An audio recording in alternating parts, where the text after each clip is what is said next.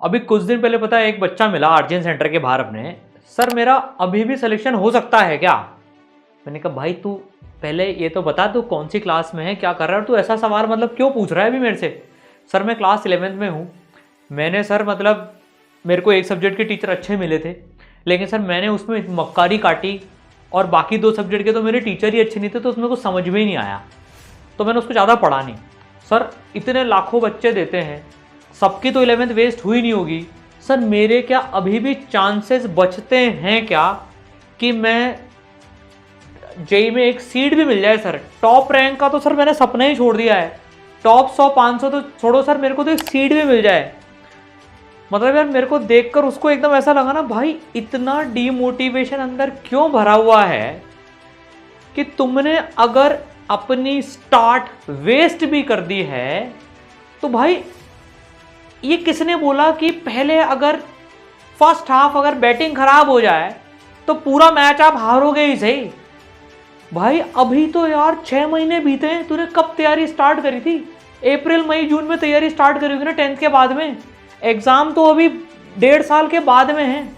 1/4 time में ही अगर हम इतनी निराशा से काम करेंगे तो वैसे भी तुम अगर ये सोच के बैठे हो मेरी तो सीट गई, तो पता है भगवान सुनते रहते हैं, वो तथास्तु बोल देंगे ठीक है बेटा तूने खुद ने मान लिया है तो दूसरों को आशीर्वाद दे रहा है कि तुम्हारा सिलेक्शन हो मेरा नहीं हो तो ठीक है, लेट इट बी। अबे अगर ऐसे तेरी तरह सोचने लग जाते ना तो ना ये आयुष अपनी 11th बर्बाद करने के बाद में आज आईआईटी बॉम्बे में बैठा होता, ना ये पंकज महाराज हमारे अपनी 11th बर्बाद करने के बाद, ये तो हिंदी मीडियम से था बेटा, इसने तो इंग्लिश मीडियम का 12th में इंग्लिश मीडियम में पढ़ाई करी, पेपर भी इंग्लिश मीडियम में दिया। अब सोच के देखो 8 महीने की तैयारी के बाद ये आईआईटी दिल्ली बैठा है, ये आईआईटी बॉम्बे बैठा है। तो यार भाई अगर ये लोग भी ऐसा सोच लेते ना तो ना आज इनकी कहानी यहाँ पर बनती और ना ये जीवन में कुछ अचीव करने की शक्ति रख पाते। भाई एक चीज आज मेरे को ईमानदारी से कमेंट में लिख के दे देना, ऐसा नहीं कि सर ने बोला इसलिए, अगर मन से इच्छा हो ना तो ही लिखना। मैंने मेरी स्टार्ट वेस्ट कर दी, मैं एक्सेप्ट कर रहा हूं उसको, लेकिन उससे बड़ी बात होती है मैं रीस्टार्ट करूंगा। भाई एक ड्रॉपर जो है 10 महीने में पूरी 11th प्लस 12th पढ़ के फोड़ देता है जब आईआईटी जेई, तो भाई तेरे पास तो अभी 18 महीने बचे हैं, तुम क्यों नहीं कर सकते? तो भाई सबसे पहले तो है ना अपना ये जो है ना मतलब ये क्या वो कहते हैं ना, क्या मुर्दों की तरह से पड़े हुए एकदम डीमोटिवेटेड होकर, पहले तो अपने अंदर जोश जगाओ भाई। बिना उत्साहित मन के, बिना मोटिवेटेड मन के कोई एम अचीव नहीं हो सकता।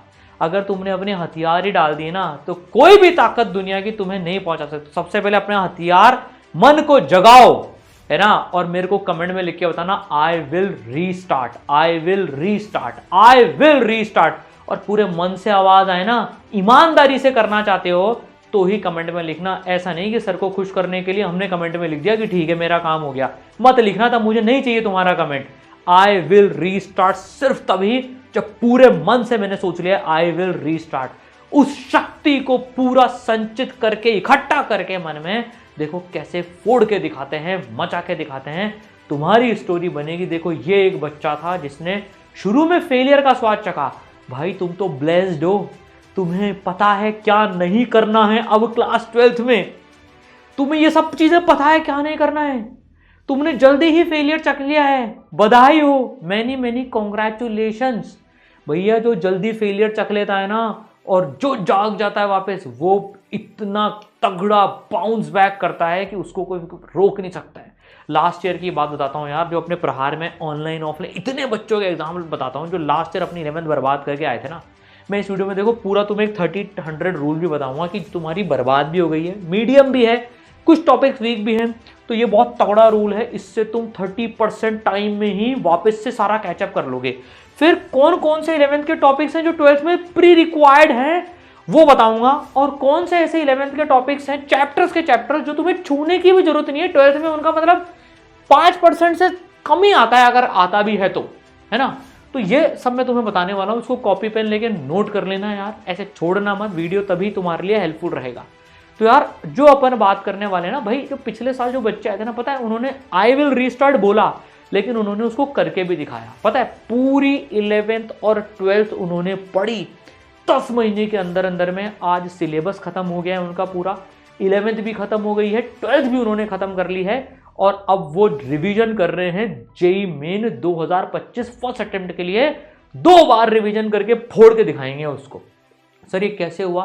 देखो यार, ऑब्वियसली फैकल्टीज ने 4-4 क्लासेस ली, डेली 4-4 क्लासेस ली, तब जाकर 12th पूरी हुई और 11th भी पूरी हुई। ये बहुत बड़ी बात है। और उन बच्चों ने पूरे 10 महीने 11 महीने 4-4 क्लासेस करने का दम लगाया और अपनी 11th वेस्ट को स्टेटस कन्वर्ट कर लिया 11th स्ट्रॉन्ग में। और जो बच्चे यार 80-90 नंबर ही ला रहे थे 300 में से जेई मेन के टेस्ट में, एडवांस में हालत एकदम पतली थी, वो यार आज बच्चे 200-250 तक नंबर लेके आ रहे हैं अपने जेई मेन के टेस्ट में अभी, और जे एडवांस में भी अलग लेवल पे फोड़ रहे हैं। तो यार ऐसे कोई हैरी पॉटर की छड़ी नहीं है, आबरा का डाबरा उबड़ा बड़ा बड़ा बड़ा और हो गया तुम्हारी 11th स्ट्रॉन्ग। उसके लिए पुरुषार्थ लगता है, इंस्टीट्यूट का भी लगता है, बच्चे का भी लगता है, वो करके दिखाएंगे अपन। देखो बुरी की बुरी बात, और इस तरह से अपना भी नाम इनमें आएगा और तुम यार लाइफ में इतने कॉन्फिडेंट हो जाओगे ना कि यार एक बार मैंने फेलियर चल गया ना, उससे मैं कैसे बाउंस बैक करके मैंने फोड़ के दिखाया।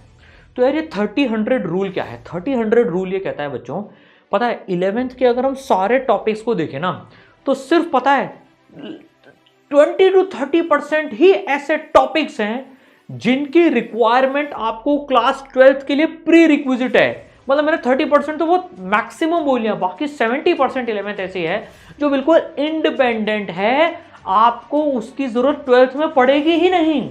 तो इसमें हमें बहुत इंटेलिजेंटली चलना है। ऐसा नहीं है कि मैं पहले पूरी 11th करूंगा फिर मैं 12th स्टार्ट करूंगा, ये गलती बिल्कुल भी मत करना। अगर ये गलती कर ली तो भैया 12th इतनी लेट खत्म होगी, वो फालतू में बोर्ड का प्रेशर आ जाएगा, ना तो फिर जेई मेन कर पाओगे ना बोर्ड ढंग से कर पाओगे, फिर जेई मेन 2 को टारगेट करना पड़ेगा। नहीं, ऐसे नहीं आती है। तो 30-100 रूल को फॉलो करेंगे, पहले वो 30% सब टॉपिक्स करेंगे और वो भी सीक्वेंस वाइज। ऐसा नहीं हो 30% की रिक्वायरमेंट ही सारे चैप्टर्स में लगती नहीं, उसको भी बहुत इंटेलिजेंटली प्लान करना होता है। तो यार मैं आपको चैप्टर्स की लिस्ट बताने वाला हूँ। एनके सर ने उसको इतना ब्यूटीफुली प्लान करा है ना, चाहे वो ऑनलाइन हो चाहे वो ऑफलाइन हो। देखो यार एक बात बताता हूँ, मोस्टली जगह क्यों 11th वापस से नहीं पढ़ाई जाती, क्योंकि उसमें यार फैकल्टीज डबल लगती हैं। ऐसा नहीं है ना कि यार 12th की फैकल्टीज तो 12th फैकल्टीज बढ़ा रही हैं, अब चौथा पीरियड भी खोलना पड़ता है, कई बार 3.5 कई बार 4 क्लासेस लगानी पड़ती हैं, उसमें इंस्टीट्यूट्स की कॉस्ट बढ़ती है यार। क्योंकि देखो यार फैकल्टीज लगेंगे तो कॉस्ट तो बढ़ेगी ही सही, लेकिन यार जब ठाना है ना कि हाईएस्ट सिलेक्शन रेशियो इस बार वापस से लाना है, पिछले 4 साल से तो आ ही रहा है, तो ये सब करना ही है और करके रहेंगे। और बच्चों ने जो साथ दिया ना यार, मतलब दिल खुश हो गया देखकर। मतलब यार मैं क्या बताऊं, इतनी मेहनत करी उन्होंने, रियल में बाउंस बैक करा। जो पहले गलती करी 6 महीने, वो अब अगले 12 महीने उन्होंने बिल्कुल भी नहीं दोहराई, मतलब मचा दिया उन्होंने यार। तो यार वो 30% टॉपिक्स कौन से हैं, अपन एक एक सब्जेक्ट वाइज बात कर लेते हैं। देखो फिजिक्स में है ना, ये फिजिक्स के चैप्टर्स और उनके आगे कौन से टॉपिक्स हैं, मैं पर्टिकुलर टॉपिक्स की बात भी कर रहा हूँ यहाँ पर, जो तुम्हें रिक्वायर्ड होंगे 12th के लिए। यूनिट डायमेंशन की बात करें तो ऑलमोस्ट पूरा चैप्टर है, सबका अच्छा ही रहता है, डायमेंशन कैलकुलेशन करनी आनी चाहिए, है ना। वेक्टर्स में basics of vector, components, addition subtraction और डॉट प्रोडक्ट काम आएगा तुम्हारे, ठीक है ना, जो कि वर्क और एनर्जी में तुम यूज करते हो। काइनेमैटिक्स में 3 इक्वेशंस का एप्लीकेशन आ जाना चाहिए और बेसिक प्रोजेक्टाइल आ जाना चाहिए एक, है ना। न्यूटन्स लॉ ऑफ मोशन में free body diagram is very important, है ना। वो कोई बहुत ज्यादा कंस्ट्रेंट मोशन, इन सबके बहुत टफ सवालों की जरूरत नहीं, वो स्टैंड अलोन है ना, उनकी जरूरत नहीं। और जो तीनों लॉज हैं, मेनली तो सेकंड लॉ है, वो ढंग से अप्लाई करना आना चाहिए। फ्रिक्शन में स्टैटिक और काइनेटिक फ्रिक्शन के बेसिक्स आने चाहिए, मतलब तुम्हें वो 2 ब्लॉक 3 ब्लॉक प्रॉब्लम वो सब की जरूरत नहीं पड़ने वाली है ना 12th क्लास के सिलेबस के लिए। मैं ये नहीं कह रहा हूँ जे एडवांस में नहीं जरूरत पड़ेगी, वहां पड़ेगी, लेकिन अभी हम बात करें 12th के लिए क्या प्रीरिक्विजिट है। सर्कुलर मोशन के बेसिक्स आने चाहिए। वर्क और एनर्जी में वर्क एनर्जी थ्योरम अप्लाई करना आना चाहिए, वो इलेक्ट्रोस्टैट में बहुत काम आएगा, है ना, ठीक है। फिर सेंटर ऑफ मास में कैलकुलेशन सीएम और मोमेंटम कंजर्वेशन, ये काम आता है। रोटेशन में कुछ जगह moment of inertia, torque, basics of CRTM, ये काम आएगा। और थोड़ा सा एसएचएम की प्रॉब्लम्स, अपने थोड़ा सा एसएचएम का भी पार्ट अगर मैं बोलूं तो वो थोड़ा सा काम आएगा। फिजिक्स में इतने में तुम्हारा काम हो जाएगा। अब इनको भी सिस्टमैटिक तरीके से करोगे तो बेटर ढंग से होएगा। अगर हम केमिस्ट्री की बात करें तुम स्नैपशॉट भी खींच सकते हो, तो ये केमिस्ट्री के चैप्टर्स और उनके सब टॉपिक्स मैंने यहाँ पर लिख दिए हैं। इनको ग्रेजुअली इंप्रूव कर लेना, ये बहुत रिसर्च्ड लिस्ट है, ठीक है। फिर अगर मैं मैथ्स की बात करूं तो जो मैथ्स के टॉपिक चाहिए, मैथ्स में बहुत ज़्यादा नहीं है, लेकिन जो ये टॉपिक्स लिखे हुए हैं इनको तो बेयर मिनिमम अपन कर ही लें, ठीक है। तो स्नैपशॉट खींच लो, ठीक है। ये वो टॉपिक्स हैं जो तुम्हारे 12th में काम आने वाले हैं। अब इनको कैसे करना है, अब देखो, अब इनको भी ऐसे नहीं करना है। अब एक चीज बताता हूं, जब तुम 12th में जा रहे हो ना, तो तुम्हारे को 12th भी बहुत अर्ली स्टार्ट करनी है। ऐसा मत सोचना कि यार मैं अप्रैल में जाके 12th स्टार्ट करूंगा। अगर मैं अप्रैल में 12th स्टार्ट करता हूं कि सर पहले मैं 11th के एग्जाम दे दूंगा फिर मैं अप्रैल में 12th स्टार्ट करूंगा, तो भाई तुम्हें ना एकदम हड़बड़ाहट में आ जाओगे। अभी as early as possible start होनी चाहिए। अब यार कैसे बच्चों ने, जिनकी 11th बेस थी या मीडियम थी, उन्होंने कैसे इंप्रूव करी ना, मैं वो बताता हूँ। देखो जैसे ऑनलाइन में जो बच्चे पूरी 11th और 12th, अच्छा मैं एक बात बताना भूल गया यार, चलो पहले इसकी बात कर लेते हैं। तो यार देखो ऑनलाइन में जो बच्चे ऑनलाइन पढ़ रहे हैं और अपनी पूरी 11th करना चाहते हैं रिवाइज या वापस से पूरी पढ़ना चाहते हैं, तो यार उनके लिए जेई प्रहार है, ठीक है ना। ये ऑनलाइन कोर्स है।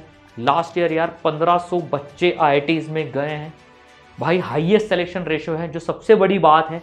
एक एक बच्चे पर जब मेहनत होती है ना तो सिलेक्शन होता ही है। और बच्चे यार, मतलब इन बच्चों ने कैसे करा, तो पता है बच्चे कैसे करते थे, पूरी 4 क्लासेस इनकी लगती थी, पैरेलल में 11th और 12th चल रही है। इनके सर ने 35 साल का तजुर्बा है उनको यार, इनकी गुप्ता सर को। उन्होंने ऐसा प्लान बनाया था कि 12th भी होती जाए और उसके साथ साथ 11th भी चलती जाए। तो जिन बच्चों के जो चैप्टर 11th के स्ट्रॉन्ग थे ना, पता है उन्होंने वो स्किप कर दिए थे, उनको रिवाइज कर लिया था और बाकी 11th पढ़ते गए थे। अच्छा एक इंपॉर्टेंट बात क्या है, तुम्हारे यार जेई में दोनों आएगा 11th और 12th, राइट। तो कई बच्चों को लगता है सर मेरी तो 11th स्ट्रॉन्ग है, मुझे वापस से 11th पढ़ने की जरूरत है क्या। भाई एक चीज समझना, तुम यार आज से 6 महीने बाद जब पूरे 12th के उसमें गोते लगा रहे हो तो 11th भूलते भी तो जाओगे। तो एक तरीका तो खुद रिवाइज करो, दूसरा तरीका है आपको टीचर अपने साथ बिठा के रिवाइज करा रहा है, क्या बेटर है। टीचर के साथ जब रिवाइज करते हैं वापस पढ़ते हैं, उसका कोई मुकाबला ही नहीं है भाई। वो हमें फोर्सफुली रिवाइज करा जाता है, नहीं तो हम तो प्रोक्रेस्टिनेट करते जाते हैं, कर लूंगा ना, अभी तो 12th चल रही है। जब 12th खत्म होती है तब लगता है यार अभी तो 1 महीना ही बच गया, अब मैं पूरी 11th वापस से कैसे करूं। तो यार 11th साथ साथ में चलेगी तो मजा आ जाएगा, फिर आ जाएगी। तो इसमें देखो यार कंप्लीट 11th 12th बैकलॉग्स और रिवीजन, तुम्हारा भाई 4 बार रिवीजन हो जाएगा जे एडवांस के पहले तक। जो कमिट करते हैं ना उसको पूरा करते हैं, ये हर साल की निशानी है। इस साल भी अभी सेकंड रिवीजन चल रहा है बच्चों का जेईई मेन 1 के लिए ही। 5 लेड की मेंटरशिप बहुत स्ट्रांग टूल होता है। एक एक बच्चे पर ध्यान रखने के लिए मेंटर्स अलग से अपॉइंटेड रहते हैं बच्चों, है ना। बैकलॉग्स का सफाया कर देंगे अपन, बोर्ड की प्रिपरेशन की भी पूरी हेल्प आपको मिलेगी, लिंक डिस्क्रिप्शन में है। और देखो यार यहाँ पर भी अपन लिमिटेड बच्चे लेते हैं, ऐसे अनलिमिटेड नहीं है। अपनी जो ऑनलाइन लाइव क्लासेस होती है ना उसमें तुम टीचर के साथ ऑडियो विजुअल बात कर सकते हो। ऐसा नहीं है कि भाई बस चैट चल रही है, किसी को टीचर के साथ बात करने का मौका नहीं मिल रहा। और यार दूसरी क्या बात है, देखो यार रियल जे एडवांस टफ होता है पढ़ने में। मतलब रियल जे एडवांस का जो कंटेंट है ना वो तुम्हें यार कोटा की टॉप मोस्ट फैकल्टीज पढ़ा रही होंगी, जिनके पढ़ाए हुए मतलब अंडर 100 के इतने सारे बच्चे हैं, 10 साल 15 साल 20 साल एक्सपीरियंस फैकल्टीज हैं, रियल जे एडवांस के फैकल्टीज। मैं काफ़ी सारे बच्चों को देखता हूँ, मतलब बहुत हल्का हल्का बोर्ड लेवल का बोर्ड छाप कंटेंट पढ़ते रहते हैं और एक खुशी मन में रहती है कि चलो यार मैं सो कॉल्ड जे एडवांस की तैयारी कर रहा हूँ। मटेरियल भी हल्का, टेस्ट भी हल्का, बाद में रियल एडवांस में पता पड़ता है भाई साहब ये पेपर होता है एडवांस का। तो नहीं यार, देखो जे एडवांस का पेपर टफ आता है यार, लो स्कोरिंग होता है, तो उसके लिए तैयारी भी टफ चाहिए होती है यार। मतलब ऐसा नहीं है कि आप हलवा हलवा सवाल करते जाओ, क्लास में सब समझ में आता जाए, आएगा क्लास में समझ में, लेकिन यार content should be JEE advance level. अगर तुम जे एडवांस की बात कर रहे हो तो भाई मेरी 41 रैंक आई थी, मुझे ही क्लास में 10-20% कंटेंट ऐसा होता था जो हर क्लास में लगता था भाई क्या लेवल फेंका है सर ने। लेकिन जब खुद मेहनत करते थे, उसको वापस पढ़ते थे, तब समझ में आता था वाह यार मतलब मचा दिया, मोहब्बत हो गई। ये लेवल ऑफ कंटेंट असली टीचर्स ही पढ़ा पाते हैं। जो बच्चे ऑफलाइन में इंटरेस्टेड है यार, कोटा में अपना इकलौता ऑफलाइन सेंटर है, सारी अच्छी फैकल्टीज एक ही सेंटर पे जमा है, वही ऑनलाइन में भी पढ़ाती हैं, वही ऑफलाइन में भी पढ़ाती हैं। तुम्हारे पास यार 29 दिसंबर को अपन लिमिटेड ग्रुप्स चालू कर रहे हैं। अपन बैच नहीं बोलते क्योंकि अपना कोई बैच सिस्टम नहीं होता है, सारे बच्चों को टॉप फैकल्टीज देने के लिए लिमिटेड बच्चे लेते हैं, हर बच्चे पे ध्यान दे देता है। अभी तुमने कुछ वीडियोस में भी देखा होगा, एक बच्चा क्लास नहीं आया था, है ना, तो मेंटर उसके हॉस्टल पहुंच गए थे, उसको उठा के क्लास में लेके आए। इस लेवल का जब कमिटमेंट होता है ना, देखो देखो यार, एक बात मैंने क्या देखी है, मोस्टली जगह पता है, एक बच्चा मेरे से ये आके बोला, सर जब मेरे से मिला ना, सर हमने तो आपके एडमिशन लेने से पहले हम आपसे फेस टू फेस मिल ली है। कोटा का बच्चा था वो, है ना, सर मेरे इंस्टीट्यूट के डायरेक्टर से तो मैं पता नहीं, मतलब मैंने तो फोटो देखी है सिर्फ, फेस टू फेस तो मैं मतलब 1.5 साल हो गया मेरे को, मैं आज तक उनसे मिला तक भी नहीं।